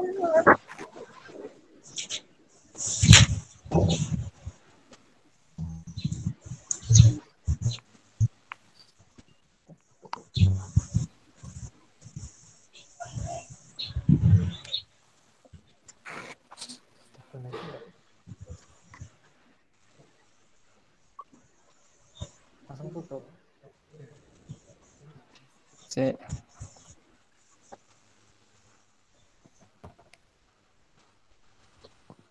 Terima kasih untuk santriwan dan santriwati telah mengikuti acara MPLP 2020-2021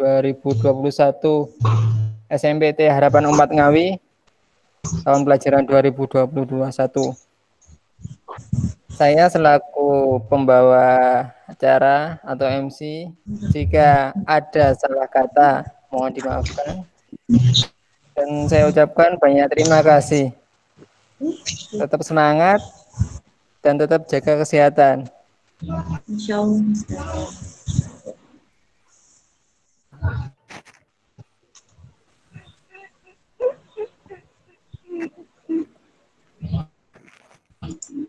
Acara kita cukupkan hari ini. Mari kita akhiri doa akhir majelis. Subhanakallahumma wa bihamdika asyhadu an la ilaha illa anta astaghfiruka wa atubu ilaik.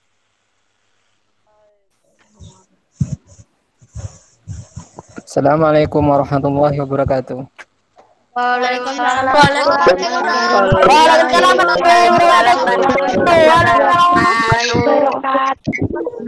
wabarakatuh.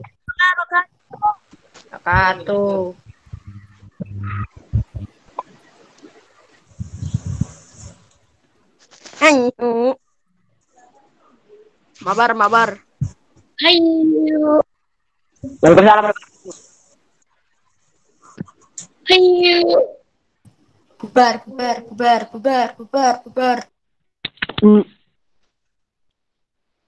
Rip.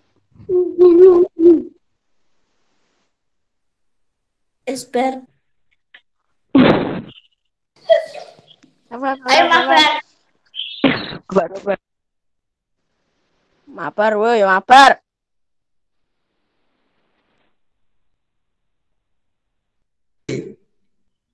Ayo, ayo. Ayo. Lo, gua molo. Ayo.